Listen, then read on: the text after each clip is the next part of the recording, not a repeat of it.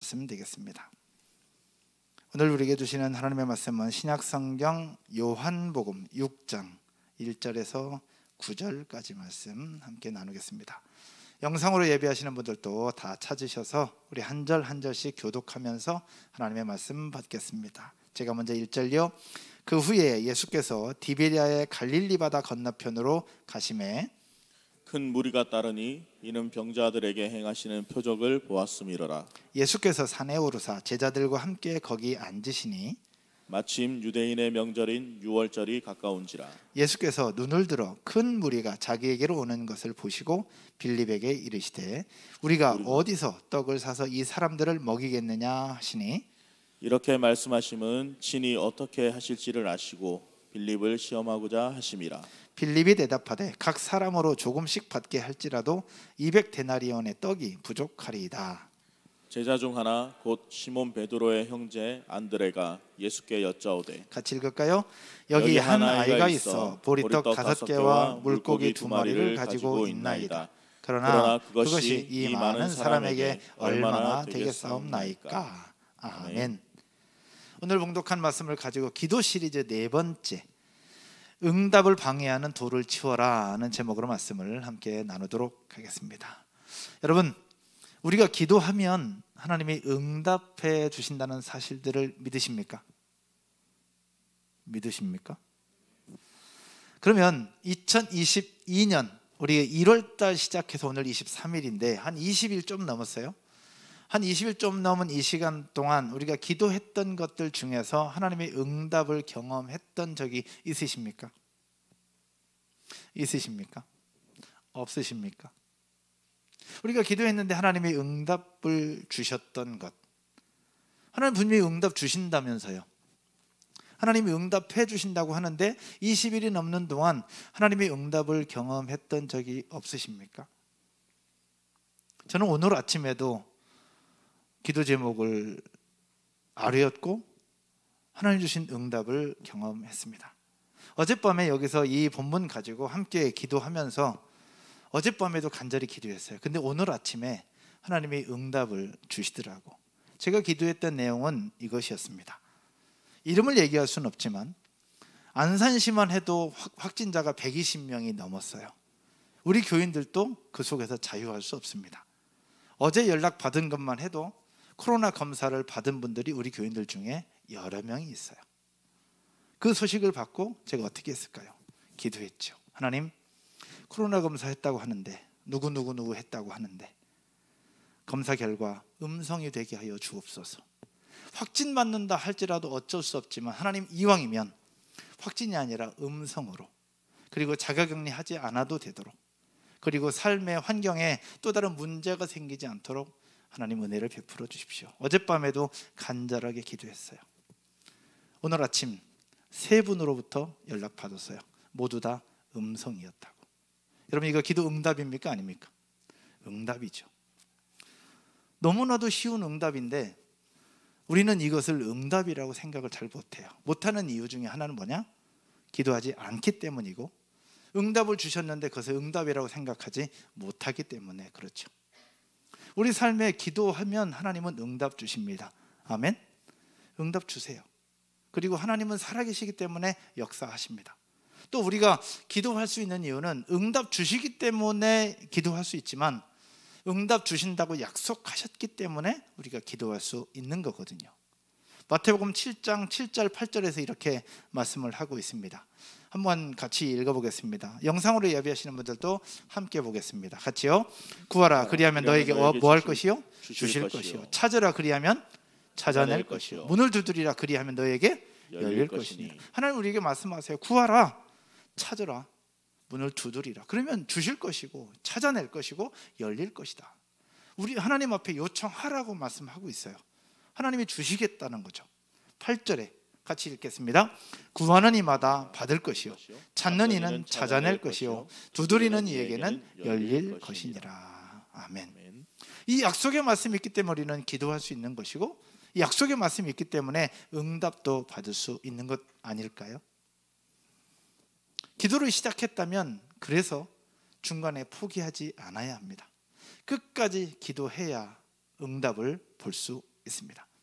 하지만 때로는 기도하는 것에 대해서 응답이 늦어지는 경우가 한둘이 아니에요. 어떨 때는 응답이라고 느끼지 못할 만큼 하나님 안 들어줄 때도 있어요. 근데 나중에 또 보겠지만 기도 응답에는 세 종류가 있다고 하잖아요. Yes, no, wait. 바로 응답 주시는 경우도 있어요. 그러나 아예 안 된다고 말씀하시는 경우도 있고, 어떨 때는 지금 아니야, wait, 기다려라 하시는 부분도 있어요. 그러면 no라는 대답을 들으면 우리는 응답 안 됐다고 생각을 하는데 no 자체가 하나님의 응답인 거죠. 근데 이런 하나님의 응답을 우리는 늘 기다리고 기다리면서 또 기도하고 있는데, 하나님의 응답을 기다리고 또 기도하면서 하나님의 도우심과 하나님의 사인을 보고 싶은데, 여기에는 중요한 원리가 하나 있습니다. 하나님의 응답을 기다리는 우리에게 방해가 되는 요소가 있어요. 다르게 표현하면 하나님이 우리에게 응답을 주시길 원하고 응답하신다고 말씀하셨는데, 그래서 우리는 기도하고 있는데 그 기도가 하나님 앞에 상달되었음에도 불구하고 하나님의 응답이 늦어지거나 방해가 되는 요소가 분명히 있다라는 거예요. 오늘 기도 시리즈 4번째 시간으로 하나님의 응답을 방해하는 걸림돌, 그 돌을 치워낼 수 있는 저와 여러분 모두가 되셨으면 좋겠어요. 그럼 이 걸림돌이 과연 뭐냐라는 거예요. 어떻게 해야 그 걸림돌을 치워내고 하나님의 응답을 경험할 수 있느냐. 첫 번째는 바로 죄의 문제입니다. 죄의 문제가 있으면 하나님의 응답을 방해하게 됩니다. 한 아이가 아버지가 애지중지하던 화분을 깨뜨렸어요. 놀다가 깼는지 뭐에다 깼는지 모르겠는데 하여튼 깨버렸어요. 집에 들어오셔서 더 깨진 화분을 보고 아버지가 놀래가지고 물었어요. 누가 그랬어? 이 아들은 어떻게 했을까요? 본인이 그랬다고 했으면 좋을 텐데 혼날까봐 시침이 뚝 떼고 모른 척해요. 아버지가 계속 묻다가 아무도 얘기 안 하니까 그냥 넘어갑니다. 근데 넘어간 줄 알았는데 이게 넘어간 겁니까? 이 아들은 그때부터 밥을 못 먹어요. 아버지한테 걸려서 혼날까봐, 맞을까봐 밥을 못 먹고 그때부터 숨어 지냅니다. 마음이 찜찜하고요, 죄책감 생겨서 잠을 자도 잠자는 것 같지 않고 먹어도 먹는 것 같지 않고, 아버지 얼굴 뵐 면목이 없어서 아버지가 뭔가 말 걸면 그냥 슬쩍슬쩍 외면하고 지나가 버리고 말아요. 밤에 자다가 꿈을 꾸었는데 꿈속에 누가 나타나냐? 무서운 아버지 얼굴이 계속해서 나타나는 거죠. 이 아들이 견디다 못해서 결국은 용기를 내서 아버지한테 고백합니다. 아버지 죄송합니다. 사실 화분 깬 거는 제가 깼습니다 라고요. 여러분, 아버지가 알고 있었을까요? 몰랐을까요? 당연히 알고 계셨겠죠. 알고 계신 아버지가 아들의 고백을 듣고 깨끗하게 용서해 주십니다. 괜찮다, 너 안 다쳤으면 됐다, 용서해 주세요. 근데요, 아들이 아버지한테 자신의 죄를 고백하고 잘못을 고백하는 그 순간부터 아들은 자유함을 얻게 됩니다. 잠도 잘 자고 밥도 잘 먹고 밤에 무서운 아버지가 나타나지도 않아요. 악몽도 꾸지 않습니다. 진짜 자유함을 얻게 된 거죠. 여러분, 이와 비슷한 경험을 해보시지 않으셨습니까? 누구와의 관계 속에서 뭔가 껄끄러운 부분이 있는데 그것을 이야기하거나 고백하거나 해결되어짐으로 말미암아 자유함을 얻었던 경험 말이죠. 여러분, 이런 내용들이 화분을 깬 아버지와 아들뿐만 아니라 하나님과 우리 사이에도 이어지고 있습니다. 우리가 지난번에도 나눴던 것처럼 기도는 하나님과 우리 사이의 쌍방향 커뮤니케이션이다 하는 부분들을 함께 나누었습니다. 쌍방향 커뮤니케이션이라는 건 뭘 얘기하느냐? 우리가 하나님 앞에 기도하는 것처럼, 우리가 하나님 앞에 기도하면서 아뢰는 것처럼 하나님도 우리에게 말씀하신다는 거예요. 우리가 하나님 앞에 응답을 원하는 것처럼 하나님도 우리의 행동과 우리의 삶을 통해서 응답을 원한다는 거죠. 하나님이 말씀하시는 것에 대해서 우리가 응답하는 것을 하나님 원하시고, 우리가 기도하는 것에 대해서 하나님이 응답하시는 것을 우리가 원하는 것, 이게 기도잖아요. 하나님과의 쌍방향 커뮤니케이션. 근데 하나님과 쌍방향 커뮤니케이션 속에서 가로막고 있는 방해물, 장애물이 있는데, 이 장애물이라는 것이 바로 뭐냐? 첫 번째는 죄의 문제가 장애물이 된다라는 거예요. 우리가 누군가와 관계를 할 때 중간에 껄끄러운 부분이 있으면 서로 친밀함이 사라지잖아요. 눈치 보이게 되고 서로 만나는 게 두려워지고 염려가 되고 서로 그렇게 불편한 관계가 돼요. 껄끄러운 게 걸려 있으면. 거짓말을 했거나 죄를 지었거나 뭔가 있으면 서로 만나고 얘기하는 게 껄끄러워져요. 이것들을 정리해야 자유함이 되고 더 친밀한 관계를 나눌 수 있는데 하나님과의 관계도 마찬가지라는 겁니다. 하나님과의 관계 속에서 이 친밀함을 가로막고 있는 요소가 바로 뭐냐? 첫 번째는 죄입니다. 성경 한번 볼까요? 이사야서 59장 1절에서 2절의 말씀입니다. 하나님과의 관계를 가로막고 있는 죄의 문제. 하나님이 뭐라고 말씀하시느냐? 같이 읽을까요? 여호와의 손이 짧아 구원하지 못하심도 아니요 귀가 둔하여 듣지 못하심도 아니라. 그러니까 우리가 기도하는 것이 응답 안 되거나 뭔가 일이 있을 때 여호와의 손이 짧은 것도 아니고 귀가 둔한 것도 아니요 원인이 있다는 거예요. 문제가 있다는 거예요. 그게 뭐냐? 2절입니다. 같이 읽겠습니다. 오직 너희 죄악이 너희와 너희 하나님 사이를 갈라놓았고 너희 죄가 그의 얼굴을 가리어서 너희에게서 듣지 않으시게 함이니라. 중간에 뭐가 있다는 거예요? 너희 죄악이 있다는 거죠.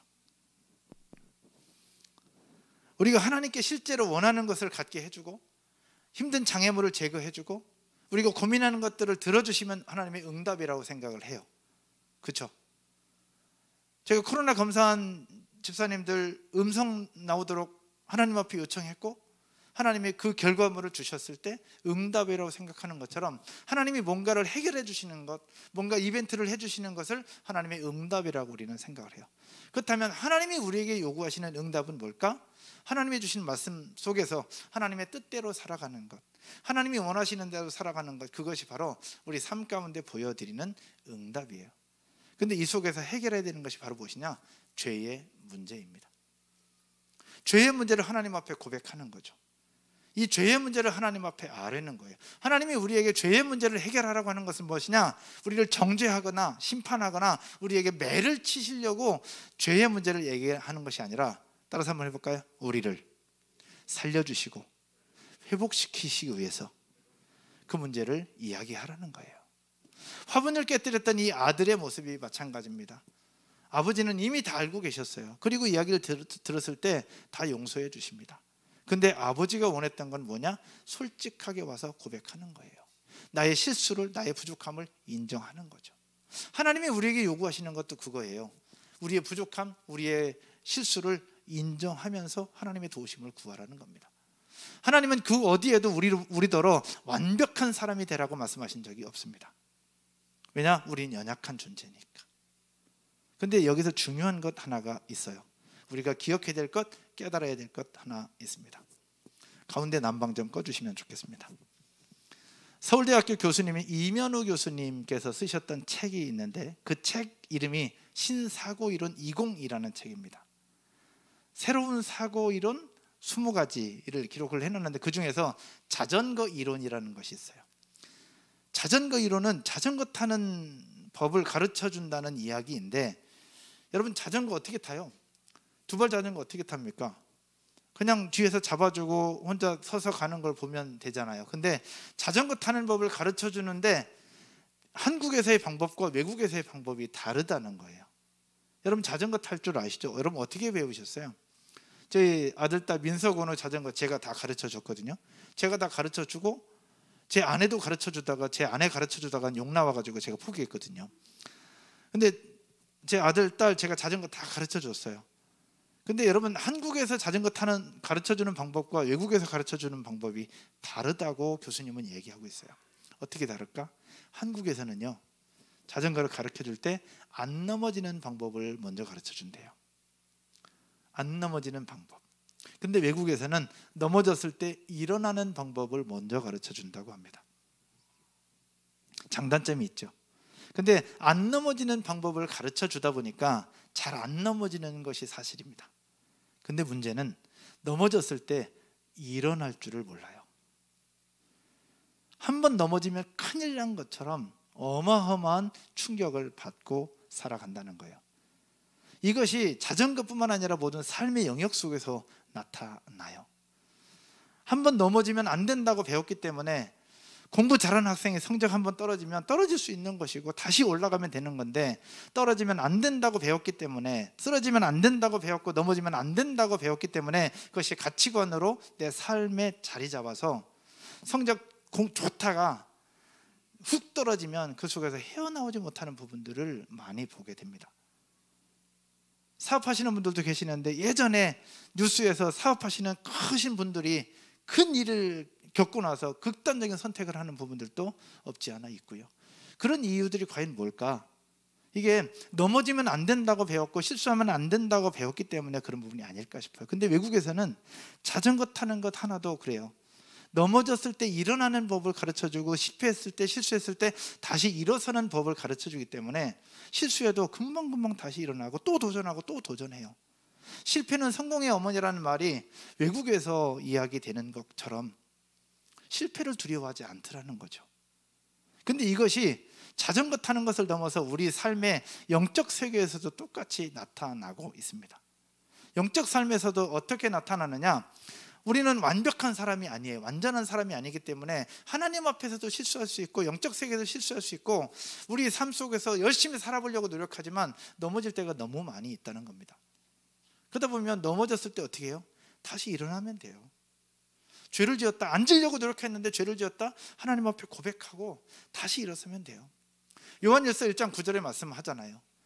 만일 우리가 우리 죄를 자백하면 저는 미쁘시고 위로서 우리 죄를 사하시며 모든 불의에서 우리를 깨끗게 하실 것이라고. 성경 어디에도 우리 보고 완벽한 사람이라고 되라고 말씀하지 않으세요. 대신에 뭐라고 말씀하시느냐? 너희 죄를 하나님 앞에 고백하라. 그러면 내가 너희를 깨끗하게 할 것이다. 내가 너희를 다시 살려줄 것이다 라고 말씀하고 있는 거죠. 사랑하는 여러분, 죄의 문제를 해결하는 것, 이거는 저에게도 필요하고 우리 모두에게도 필요합니다. 하나님의 응답을 경험함이 있어서 하나님과의 관계, 그 사이를 가로막고 있는 죄의 문제를 해결할 때 하나님의 응답을 경험할 수 있다는 사실 믿으시기를 주님의 이름으로 축복합니다.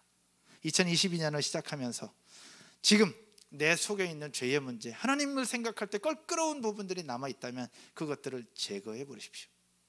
어떤 문제인지는 저는 모릅니다. 그러나 여러분들이 하나님을 찾을 때, 예배할 때, 기도하려고 엎드릴 때마다 생각나는 것이 있다면 그것을 제거해야 합니다. 그러면 하나님의 응답과 역사를 볼 수 있습니다. 그런 은혜를 누리는 저와 여러분 모두가 되시기를 주님의 이름으로 축원드립니다. 하나님의 응답을 방해하는 돌, 두 번째는요, 따라서 한번 할까요? 사탄의 보이스피싱. 두 번째는 사탄의 보이스피싱입니다. 하이테크 시대로 접어든 오늘날 정보통신의 기술 발전이 대단합니다. 대한민국에 또 특별하기도 해요. 그러다 보니까 굉장히 편리합니다. 너무나도 편리해요. 지금 보고 있는 것도 너무 편리해요. 예전에는 프린트물을 다 가지고 와서 한 장 한 장 넘겼는데 지금 여기에 딱 담아오면 그냥 손가락만 움직이면 될 만큼 너무너무 편리합니다.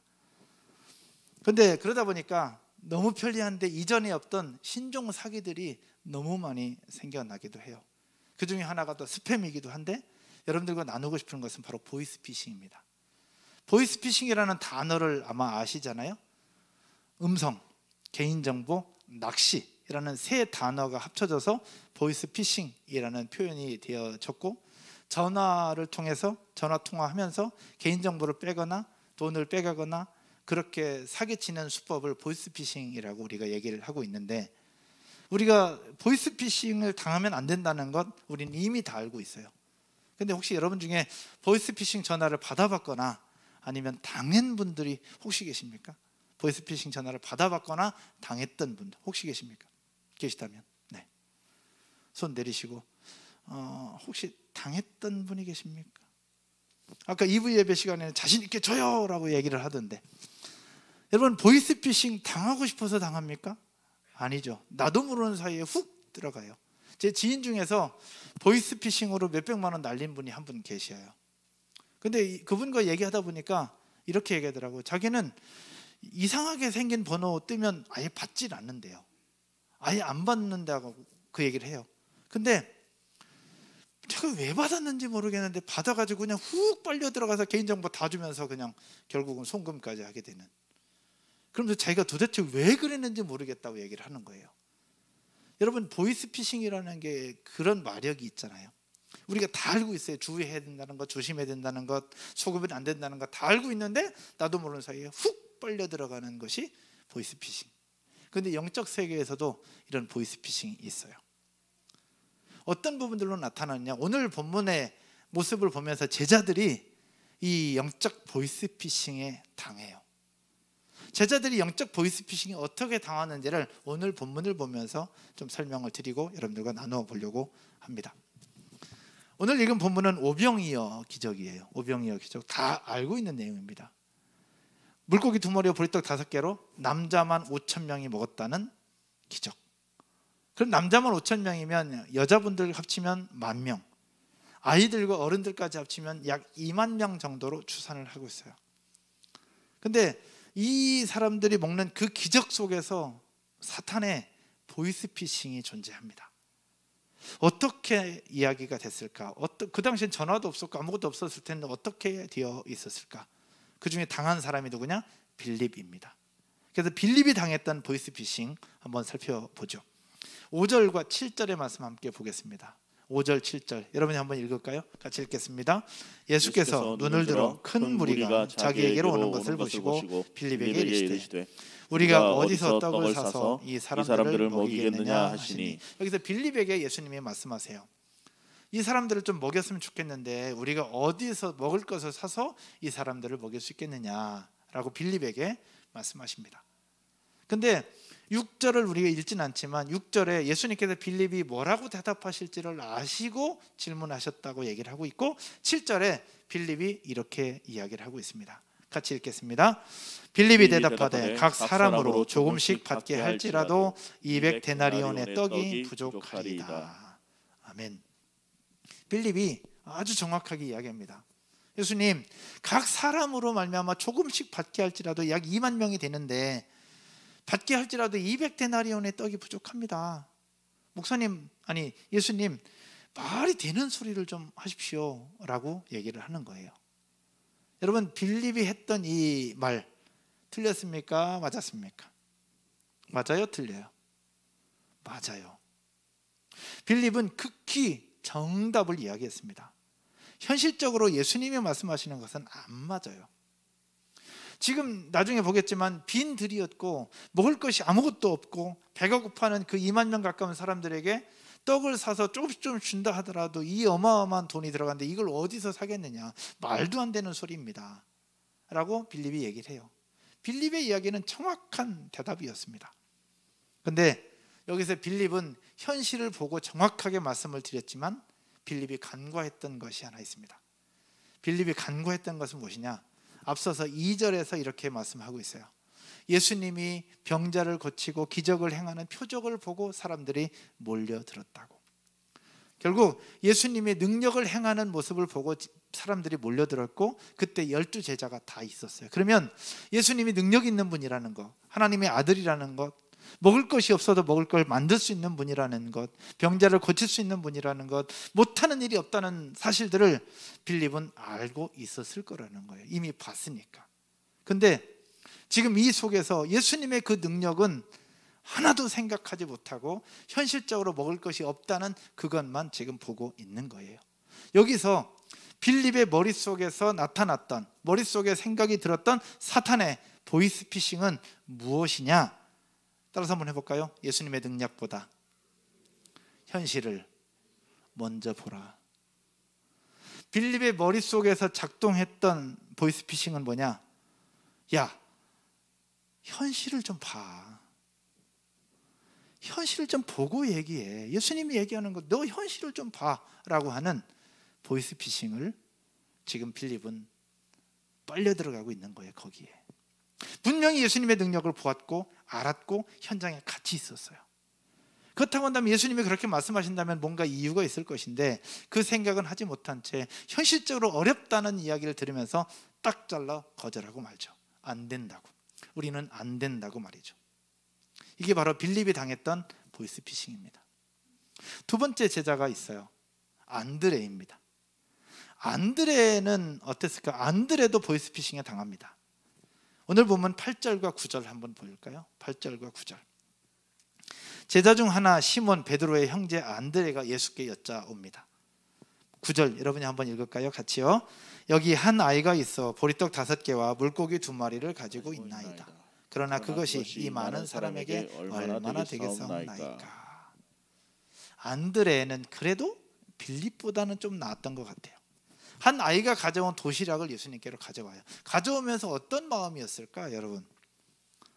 여러분, 안드레가 그 아이의 도시락을 예수님께 가져오면서 어떤 마음이었을까? 성경을 계속 보면서 그래도 이런 생각을 갖고 있지 않았을까요? 이거 너무 작은 건데 능력 있는 예수님이라면 이것 가지고 뭔가 기적을 베풀 수 있지 않을까라는 믿음이 있지 않았을까요? 그러니까 가져왔겠죠. 근데 가져오면서 동시에 어떤 생각을 하게 됐느냐? 이거 갖고 뭐해? 안 돼, 이거 갖고는 하는 현실적인 생각에 또 사로잡히게 되죠. 이것이 바로 두 번째 사람인 안드레가 당했던 보이스피싱입니다. 그런데 이 자리에서 예배하고 있는 저와 여러분들의 모습을 살펴볼 때 우리는 빌립과 같은 사람들은 많지 않아요. 우리는 믿음이 있고 그래도 예배하고 하나님의 말씀을 듣고 기도하면 응답된다고 하는 생각들을 가지고 있는 분들이기 때문에 작은 도시락을 받아서 예수님 앞에 내놓았던 안드레처럼 그런 믿음을 가지고 있어요. 그러나 그런 믿음이 있지만 또 한쪽 편에는 그래도 현실이 중요하지 않냐, 이것 갖고 뭐 하냐고, 2만 명이나 되는 사람인데 이 도시락 요거 하나, 물고기 2마리, 보리떡 5개 갖고 뭘 할 수 있겠냐고 이야기하면서 그 속에 나도 모르는 사이에 그냥 훅 빨려 들어가 버리면서 마지막에 그렇게 얘기하는 거예요. 이 많은 사람에게 얼마나 되겠사옵나이까? 어려운 것 같습니다, 예수님. 안 될 것 같습니다, 예수님. 이렇게 얘기를 하고 있는 거예요. 이게 안드레의 모습이었습니다. 안드레는 예수님의 표적을 보았어요. 예수님의 능력을 보았습니다. 기적이 현장에 같이 있었어요. 그래서 예수님이 어떤 분이라는 걸 알았기에 도시락을 받아와요. 그러나 현실이라는 이름 아래 접어둡니다. 나도 모르는 사이에 훅 들어가는 거죠. 보이스피싱을 주의하고 경계하고 조심하자 하는데 나도 모르는 사이에 훅 들어가는 것처럼 지금 안드레도 믿음을 가지고 있었으나 훅 들어가서 그냥 포기하고 마는 거죠. 예전에 사역할 때 한 권사님이 계셨습니다. 새벽기도 한 번도 안 빠져요. 믿음 생활, 헌금 생활, 모든 섬김, 어려운 자리, 교회 섬기는 자리에 항상 있던 분이에요. 너무나도 훌륭합니다. 모든 사람이 볼 때 정말 예수님처럼 훌륭한 분이세요. 근데 그분에게는 약점이라기보다는 안타까운 것이 하나 있었어요. 어떤 일이 벌어졌느냐? 자녀가 수험생이었는데 시험 기간과 예배가 겹치면 항상 시험 기간이었어요. 자녀 문제가 딱 부딪히면 예배고 뭐고 다 들어갔어요. 수련회? 학원 가야지. 예배? 학원 가야지. 공부해야지. 다음 주 시험인데. 항상 그러하셨어요. 근데 권사님이 늘 고백해요. 제가 그 목사님 제가 그러면 안 되는데. 그래도 내가 우리 아이 예배 보내야 되는데. 근데 결정적인 순간이 되면 예배가 아니라 학원을 선택하시더라고. 그 권사님이 몰라서 그럴까요? 아니에요. 다 압니다. 다 알아요. 보이스피싱 조심해야 된다는 거 다 알아. 근데 결정적인 순간이 되면 나도 모르는 사이에 훅 빨려 들어가는 거예요. 그게 우리 인간의 모습이고 약한 모습 아니냐 하는 거죠. 우리 영적 세계에서도 똑같다라는 겁니다. 오병이어 기적에 있었던 빌립과 안드레뿐만 아니라 우리 삶의 영역 속에서도 이런 일들이 비일비재하게 나타납니다. 목사인 저에게는 없을까? 저에게도 있습니다. 저의 모습을 돌아보니까 어떨 때는 빌립과 같은 때가 너무 많이 나타나요. 그리고 어떨 때는 안드레와 같은 모습이 나타납니다. 그래도 목사니까 이 어린아이처럼 순수한 마음으로, 단순한 마음으로 도시락을 그냥 딱 드렸으면 좋겠는데 나도 이것저것 생각하는 게 너무 많은 거예요. 이거 하면 될까 안 될까, 현실적으로 맞나 안 맞나, 이 고민을 얼마나 많이 하는지 몰라요. 안드레의 모습이죠. 믿음이 있어요. 기도해요. 그러면서 또 다른 대안을 세우고 있는 제 자신의 모습을 발견하게 됩니다. 그러면서 알게 됐어요. 하나님의 응답을 방해하는 걸림돌은 바로 사탄의 보이스피싱, 현실이라는 이름 아래 내 생각을 다른 곳으로 굴리고 있고 집중하고 있는 내 모습이 하나님의 응답을 방해하는 걸림돌이구나라는 사실들을 발견하게 되었습니다. 오늘 예배를 드리면서 오늘 기도 시리즈 4번째를 듣고 있는 여러분 모두에게 하나님의 응답을 방해하는 걸림돌을 제거하고 2022년 여러분이 가지고 있는 기도 제목에 하나님의 응답을 경험하는 모두가 되기를 주님의 이름으로 축원드립니다. 알고는 있고 노력하지만 잘 안 돼요. 약하니까, 우리는 부족하니까. 그래서 할 수 있는 것은 나 혼자가 아니라 우리 셀원들과 함께 하는 겁니다. 기도 제목 나누고 함께 도와달라고 요청하고 어려운 일이 있을 때 함께 힘을 합하는 것. 그래서 우리 셀 공동체가 필요한 거예요. 그리고 또 그래서 매일매일 아침 큐티 말씀을 보면서 하나님의 말씀 묵상하는 거예요. 오늘 보았던 요한복음은 지난 목요일 아침 본문이잖아요. 매일 아침 말씀을 보면서 오늘 또 힘을 달라고, 오늘 또 은혜를 달라고 기도하면서 하나님이 원하시는 뜻을 행하려고 발버둥 치는 것, 그것이 우리가 해야 될 일인 줄로 믿습니다. 하나님은 완벽하라고 말씀하지 않으십니다. 실수하면 다시 일어서라고, 부족하면 다시 회복하라고. 그렇게 우리에게 지금도 따뜻한 사랑을 베푸시는 하나님의 은혜를 누리는 저와 여러분 모두가 되기를 주님의 이름으로 축원드립니다. 말씀의 결론을 맺으면서요, 오병이어 기적에 대해서 우리는 이미 알고 있습니다. 근데 여기서 본문을 묵상하다가 한번 생각해 봤어요. 거기 예수님의 12제자들이 있었어요. 베아냐요, 빌바돔의 12명인데 하여튼 있어요. 베드로, 안드레, 빌립, 도마 쭉 있어요. 근데 12명의 제자가 있는데 12명의 제자 중에서 예수님은 왜 빌립에게 먼저 얘기하셨을까? 예수님의 수제자가 베드로라고 말씀하고 있잖아요. 근데 베드로에게 말씀 안 하시고 빌립에게 먼저 얘기를 하세요. 여러분, 만약에 베드로에게 먼저 말씀하셨다면 베드로는 어떻게 했을까요? 베드로는 성격이 불같은 사람이었습니다. 예수님 오는 걸 보고 바다로 뛰어들었던 사람이 베드로였고요. 예수님 잡아가려고 한 군병에게 칼을 휘두르서 귀를 잘라버렸던 사람이 베드로였어요. 완전히 불같은 사람이었어요. 그 베드로에게 예수님 말씀하셨다면 베드로는 어떻게 했을까? 아마도 들 어딘가를 돌아다니면서 먹을 것을 찾고 뭔가라도 잡아보려고 움직이지 않았을까 싶어요. 근데 예수님은 그런 베드로에게 말씀 안 하시고 빌립에게 말씀하고 있습니다. 왜 빌립일까? 빌립은 굉장히 현실적인 사람이었습니다.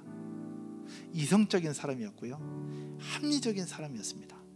계산하는 사람이었어요. 그래서 예수님은 이미 아셨어요. 빌립이 안 된다고 얘기할 것을. 그럼에도 불구하고 그에게 물으십니다.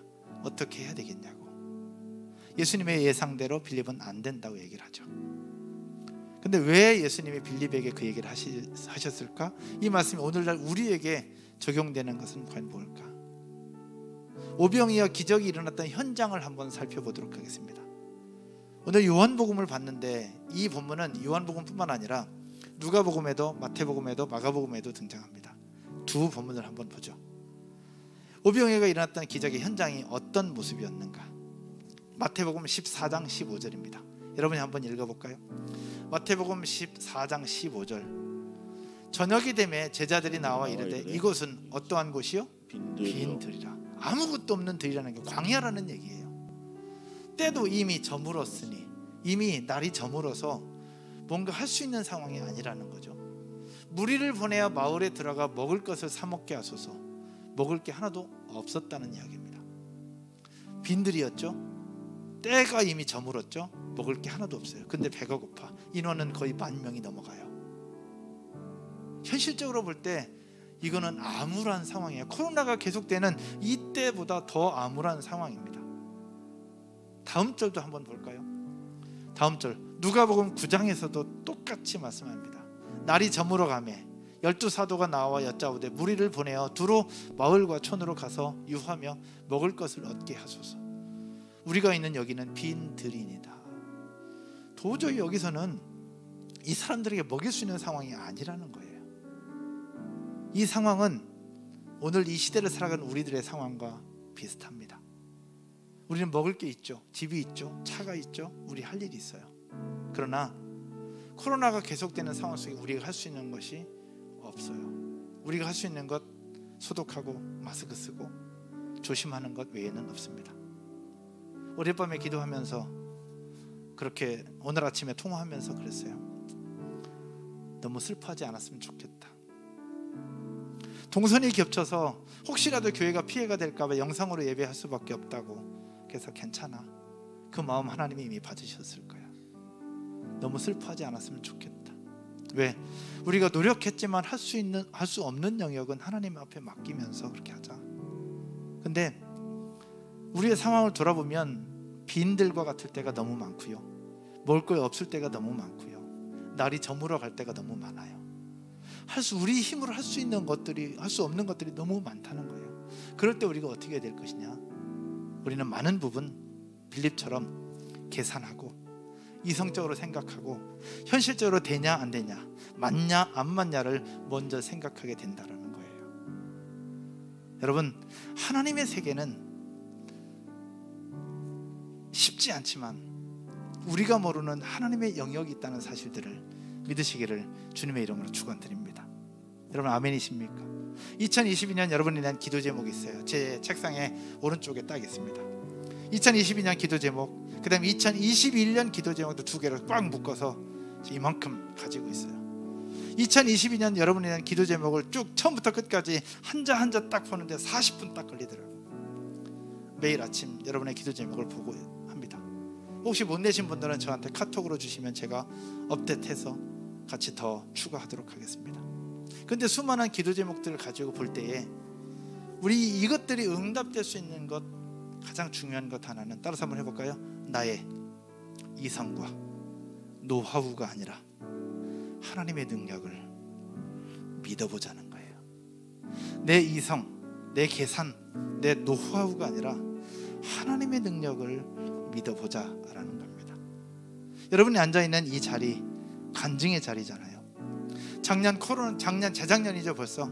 코로나가 계속되는 중에 이 산부인과가 접는다는 이야기를 듣고 여기를 인수하기로 결정했을 때 운영팀들과 가축 준비위원회가 함께 모여서 결정을 합니다. 그때 우리가 가지고 있었던 돈은 5천이었어요. 그렇게 출발해서 여기까지 왔습니다. 5천 가지고 이걸 한다? 빌립 같은 생각으로는 할 수 없는 거예요. 5천은 작은 아이의 도시락과 같았어요. 그러나 이것 갖고 할 수 있는 상황이 아니었습니다. 근데 그 속에서 우리 성도님들의 믿음과 결단으로 시작했고 도전했습니다. 그 이후에 계약서 쓰고 그 다음 날 한 분이 우리가 헌금해야 된 금액의 10%를 우리 교인도 아닌 분이 딱 주시는 그 기적의 현장을 보면서 여기까지 올 수 있었잖아요. 여러분이 이미 다 보셨잖아요. 하나님의 응답을 보는 것, 그 첫 번째는 바로 무엇이냐? 우리 이성과 우리 경험, 우리 노하우가 아니라 하나님의 능력, 하나님의 역사인 줄로 믿으시기를 주님의 이름으로 축원드립니다. 주님을 봅시다. 코로나를 보지 말고 주님을 보십시다. 상황을 보지 말고, 빈들을 보지 말고, 날이 저물어가는 걸 보지 말고 하나님을 보고 예수 그리스도를 바라볼 수 있는 저와 여러분 모두가 되기를 주님의 이름으로 축원드립니다. 자리에서 일어나셔서 같이 찬양 드리고 기도하면서 하나님 앞에 나아가십시다. 이 시간 드릴